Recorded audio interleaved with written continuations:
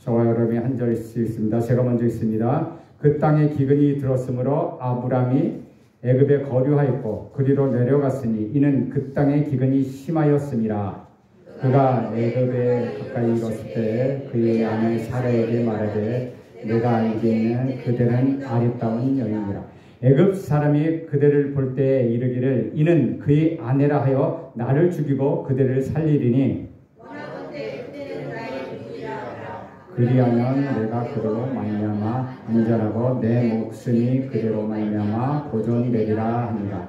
아브람이 애굽에 이르렀을 때 애굽 사람들이 그 여인이 심히 아름다움을 보았고 바로의 고관들도 그를 보고 바로 앞에서 칭찬함으로 그 여인을 바로로 이끌어 들이니라. 이에 바로가 그로 말미암아 아브람을 후대하고 함으로 아브람이 양과 소와 노비와 암수 나귀와 낙타를 얻었더라.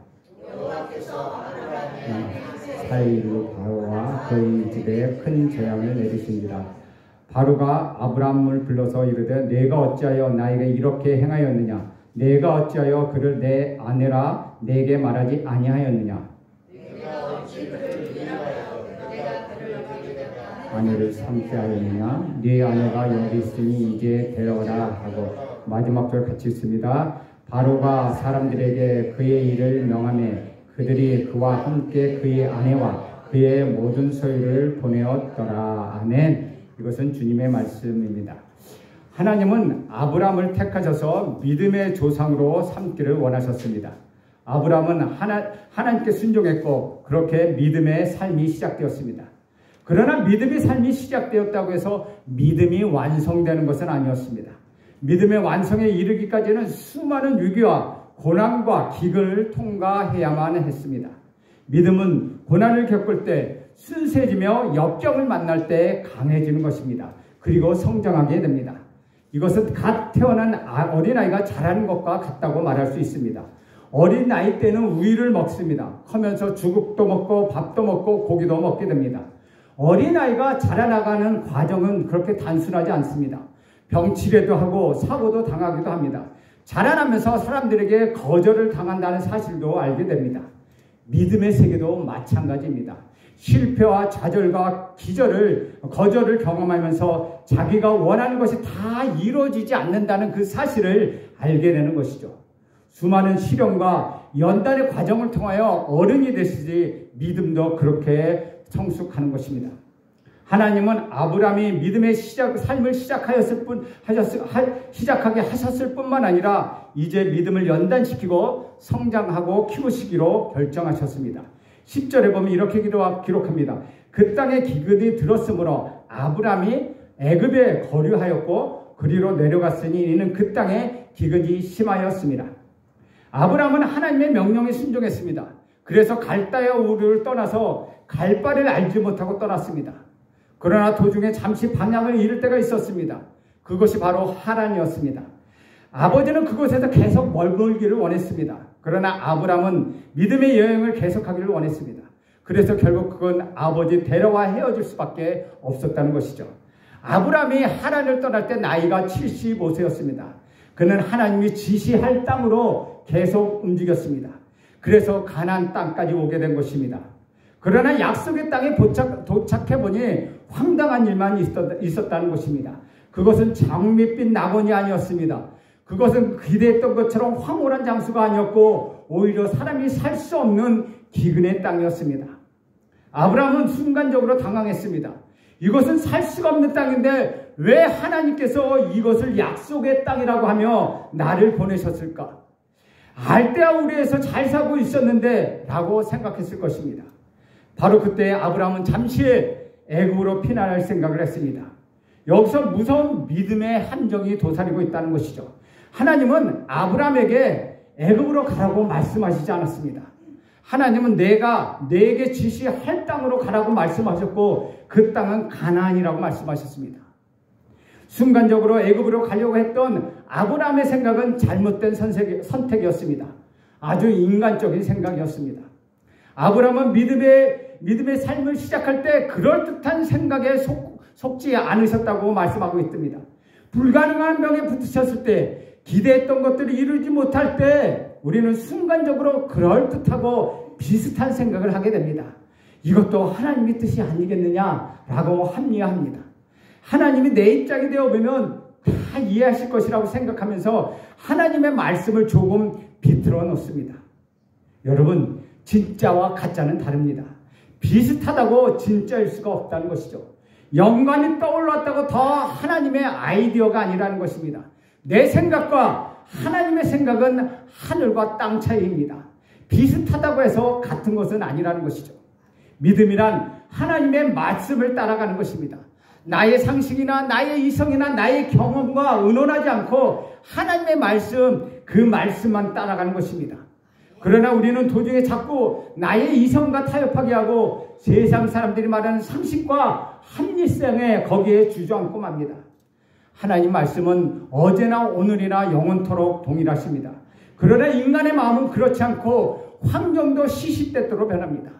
믿음이란 변하는 환경에 따라가는 것이 아닙니다. 이해되지는 않지만 그 땅에 기근이 있어도 거기에 절망이 있다 하더라도 하나님의 말씀이기 때문에 그 말씀을 붙잡고 따라가는 것, 그것이 바로 믿음이라는 것입니다. 사랑하는 여러분, 환경이 어렵다고 목표를 바꾸지 마십시오. 고난이 찾아온다고 해서 계획을 포기하지 마십시오. 그냥 그것을 밀고 나가십시오. 하나님의 명령이요 하나님의 뜻이기 때문입니다. 편한 곳에서, 행복이 약속된 곳에서 보이는 곳으로, 그런 곳으로 가지 마십시오. 대부분 그런 것은 소돔과 고모라입니다. 세상이 약속하는 보장된 행복은 결코 오래가지 않습니다. 아브라함은 하나님의 말씀을 들었지만 위기에 부딪혀 너무나 급한 나머지 한순간에 타협하고 말았습니다. 믿음이 깊지 못한 것입니다. 애굽으로 잠시 피신하자 하는 것은 하나님의 말씀이 아니었습니다. 이런 생각을 하고 났을 때 무슨 일이 일어났습니까? 아브라함은 두 가지를 잃어버렸습니다. 첫째는 하나님이요, 둘째는 믿음이었습니다. 하나님을 믿지 않고 믿음을 갖지 않고서 인간에게는 어떤 일이 일어납니까? 불안과 두려움과 나쁘고 불길한 생각들이 찾아옵니다. 그것이 11절, 12절입니다. 11절과 12절 말씀 우리 천천히 한 목소리로 읽겠습니다. 시작. 그가 애굽에 가까이 이르렀을 때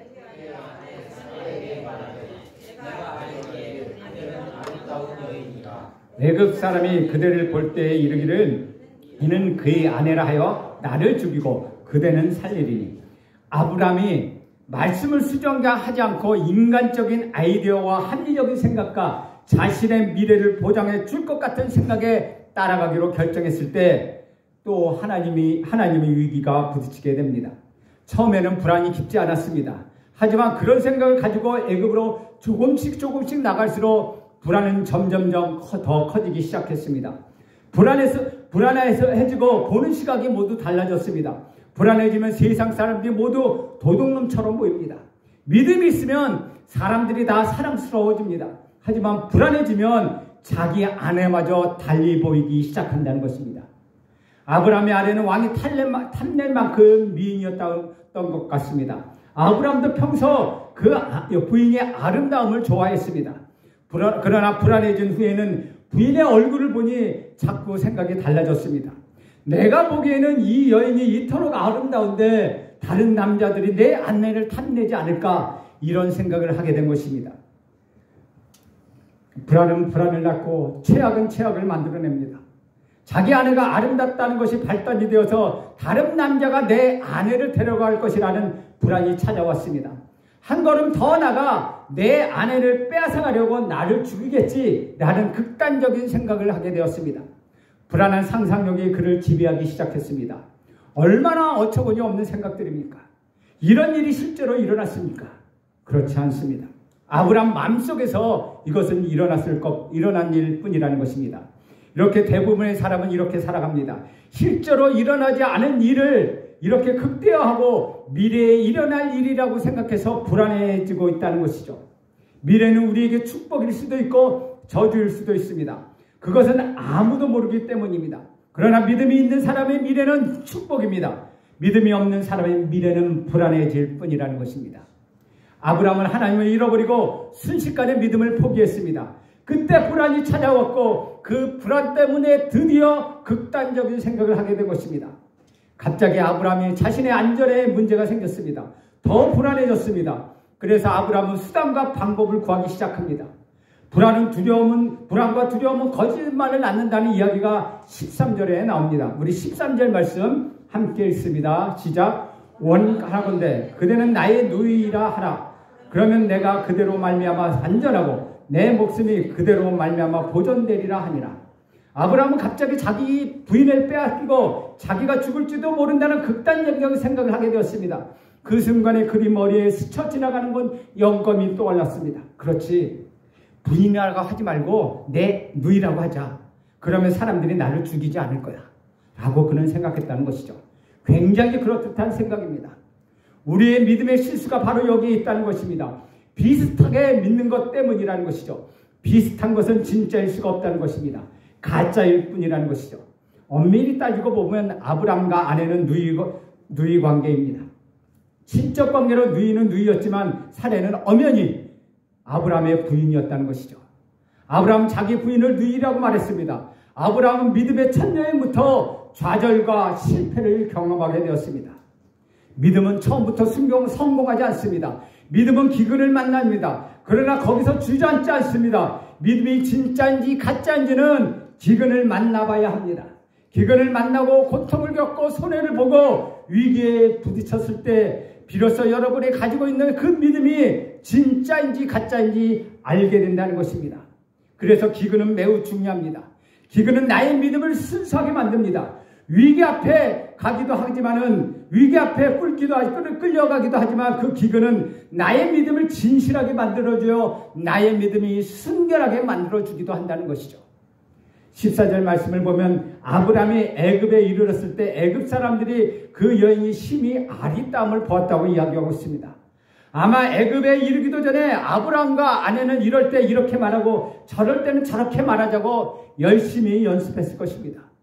애굽에 도착해 보니까 아니나 다를까 사람들이 어떻게 이런 미인을 아내로 두었냐고 물어보고 아브람은 아내가 아니라 누이라고 말합니다. 혹시 애굽 사람들이 사례가 아내인 것을 묻기 전에 이 사람은 나의 누이라고 먼저 이야기했을지도 모른다는 것입니다. 믿음이 사라지고 하나님이 떠나면 염려와 불안이 여러분을 사로잡게 됩니다. 불안하면 이루어지지 않는 미래의 일이 다 이루어진 것처럼 그렇게 망가지고 만다는 것이죠. 가장 지혜롭게 생각했다는 것이 가장 어리석은 결론을 가져올 수밖에 없다는 것입니다. 인간의 지혜란 자신의 꾀에 자신이 넘어가는 것입니다. 그러나 하나님의 지혜는 우리에게 생명을 줍니다. 하나님의 지혜는 우리에게 영생을 주십니다. 드디어 사건이 생겼습니다. 15절 말씀 한 목소리로 읽겠습니다. 시작. 바로의 고관들도 그를 보고 바로 앞에서 칭찬함으로 그 여인을 바로의 궁으로 이끌어 들인지라. 문제는 바로의 대신들이 그 여인을 보게 되었다는 것입니다. 가만히 있었으면 될 것을 자꾸 자신의 누이라고 그렇게 말하였기 때문에 바로의 대신들이 이렇게 아름다운 여인은 우리 왕의 후처가 되어야 한다고 그렇게 마땅하게 생각하고 바로의 후처로 사례를 추천한 것입니다. 그때만 해도 아브라함은 이 여인이 나의 누이가 아니라 나의 아내요 라고 말할 기회가 있었습니다. 그랬으면 부인을 빼앗기지 않았을 것입니다. 자기가 판 무덤에 자기가 묻혔고 자기가 놓인 덫에 자기가 걸린 것입니다. 이것이 세상 사람입니다. 이것이 정치, 경제, 사회에서 매일매일 우리가 목격하는 것입니다. 지금은 다 잘 될 것 같지만 몇 년이 지나면 죄인이 될 수 있고 지금은 죄인이지만 몇 년이 지나고 나면 또 다른 형태로 변하는 것이 세상살이라는 것이죠.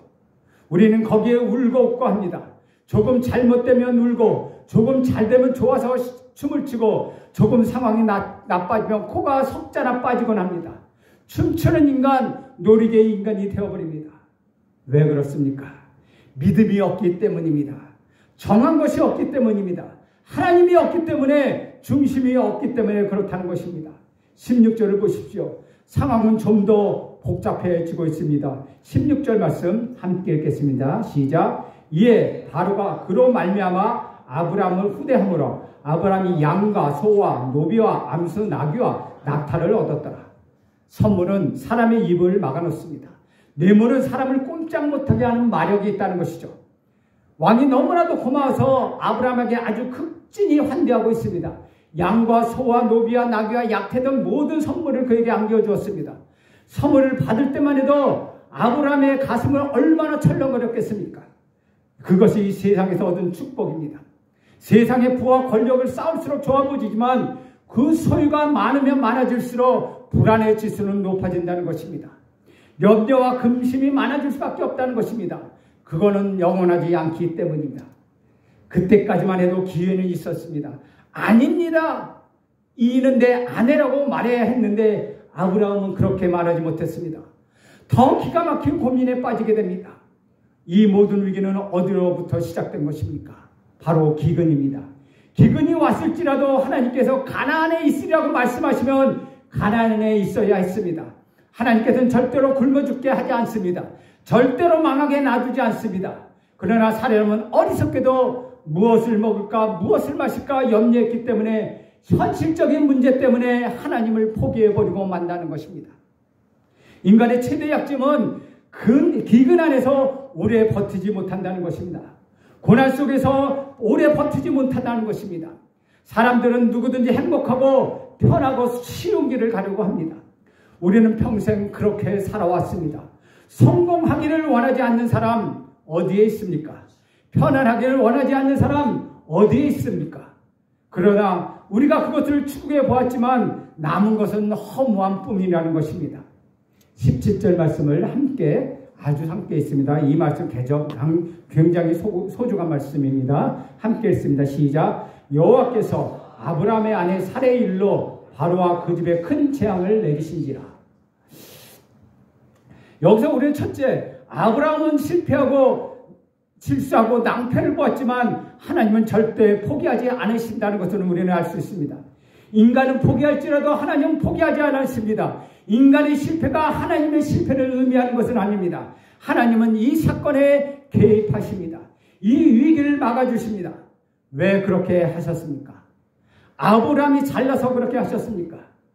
아닙니다. 앞으로 먼 훗날 사레의 몸에서 메시아가 태어나야 하기 때문이었습니다.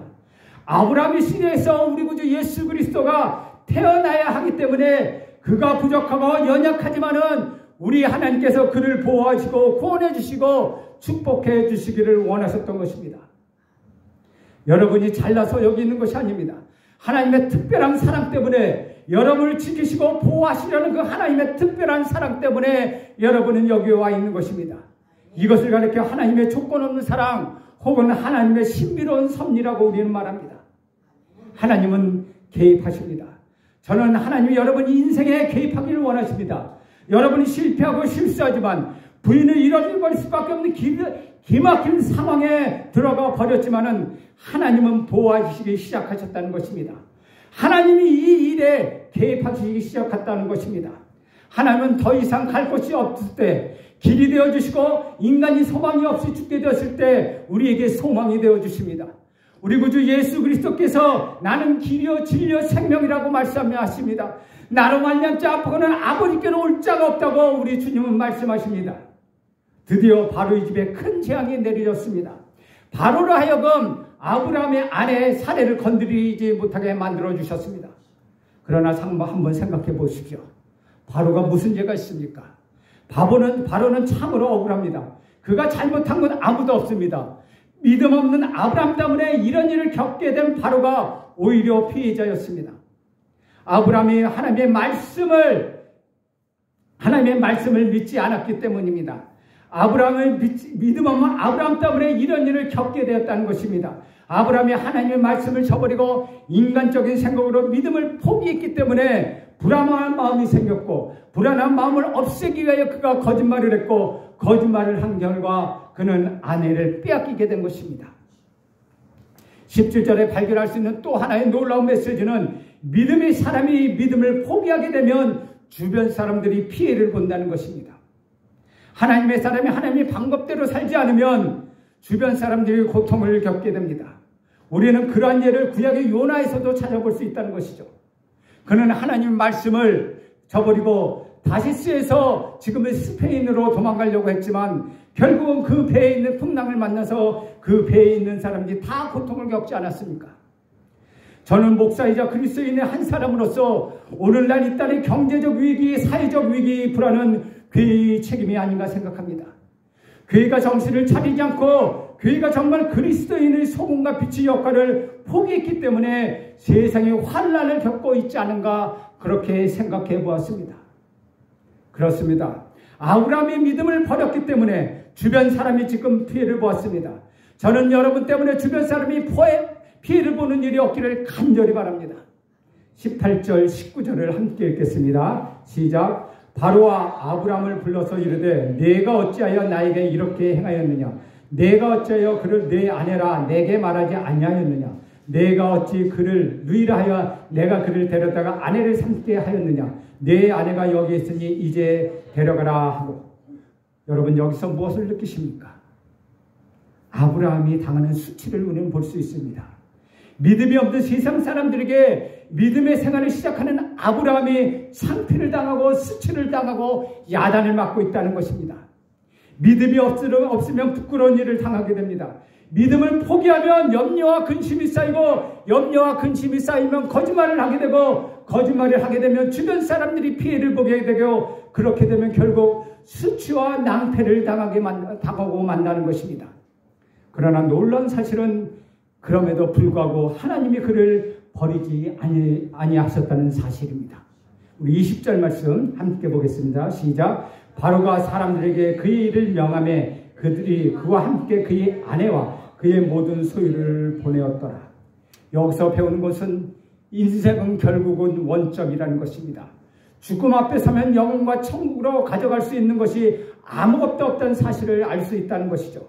사랑하는 여러분, 여기서 배우는 메시지는 무엇입니까? 환경을 의지하지 말고 말씀에 순종하라는 것입니다. 환경은 여러분에게 고통과 기근을 줄지라도 그렇게 하나님의 말씀에 순종하라는 것입니다.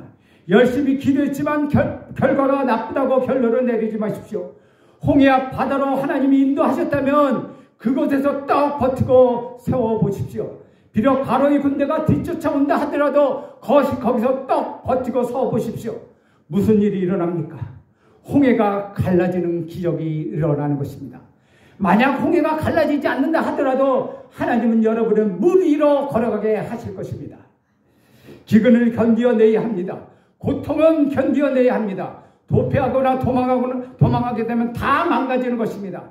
하나님은 여러분에게 이 고난을 통하여 믿음을 보게 하시기를 간절히 원하십니다. 이런 고난과 기근을 이겨낼 수 있는 강한 믿음의 사람으로 여러분을 연단시키고자 하는 것입니다. 그 자리를 피해 나가면 갈 길이 없습니다. 그냥 거기에 버티고 서 있으십시오. 왜 하나님은 축복을 주시지 않는가? 그렇게 말하지 마십시오. 이에 견디고 기다리고 버티고 신실하게 약속을 지키시는 우리 하나님께서는 반드시 응답해 주실 것입니다. 예수님이 계셔야 할 곳은 십자가였습니다. 예수는 아버지와 이 잔을 내게서 옮겨주옵소서라고 여러 번 질문하셨습니다. 그러나 예수님의 마지막 기도는 아버지와 내 뜻대로 마치고 아버지의 뜻대로 하옵소서였습니다. 예수님은 십자가에서 마지막 시간을 보냈습니다. 아브라함이 가나안을 피하여 애굽으로 피한 것처럼 만약 우리 예수님이 십자가를 피했다면 우리의 구원은 물거품이 되었을 것입니다. 여러분이 그 자리를 피하면 그것이 물거품이 되는 것입니다. 주변 사람들이 다치게 됩니다. 그러나 여러분이 손해를 본다 하더라도 그 자리에 있으면 모든 사람이 축복을 받게 되는 것입니다. 이것이 바로 믿음의 비밀입니다. 이것이 바로 축복의 길입니다. 제일 안전한 것은 우리 구주 예수 그리스도 안에 있는 것입니다. 사랑하는 여러분, 인생을 살면서 만나게 되는 어려운 가운데도 하나님의 약속을 신뢰하십시오. 하나님의 능력을 의지하십시오. 그분의 변함없는 약속과 무한 능력을 바라보십시오. 여러분의 어려운 현실 앞에서 우직할 만큼 믿음을 지키리라 결단한다면 하나님은 당장 여러분에게 역사하십니다.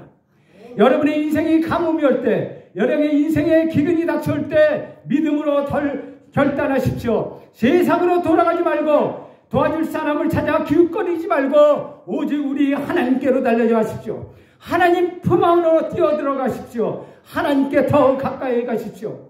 아브라함과 같은 시행착오를 겪지 마십시오. 어제나 오늘이나 미래도 영원히 통일하시고 역사하시는 하나님의 능력을 맛보며 살아가는 여러분 모두가 되시기를 저는 진심으로 축복합니다. 여러분, 우리 구주 예수 그리스도가 안에 있을 때, 여러분이 정말로 우리 구주 예수 그리스도 그 안에 있을 때 여러분은 가장 안전합니다.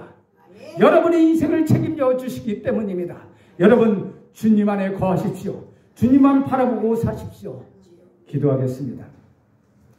하나님, 오늘도 우리에게 오셔서 우리가 이 세계 기근을 만날 때 그곳에 있어서 믿음으로 결단하라고 하시는 우리 하나님, 우리가 믿음으로 결단하여 주께 나갑니다. 하나님의 품으로 들어갑니다. 하나님께 더 가까이 갑니다. 하나님, 우리를 붙들어 주시옵소서. 예수님의 이름으로 기도하옵나이다. 아멘. 찬송가 270장 변찮은 주님의 사랑과 함께합니다.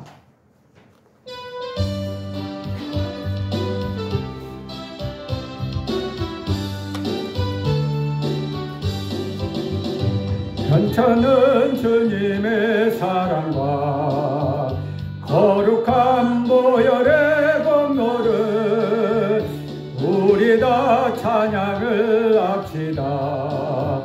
주님을 만나볼 때까지 예수는 우리를 깨끗게 하시는 여주님, 그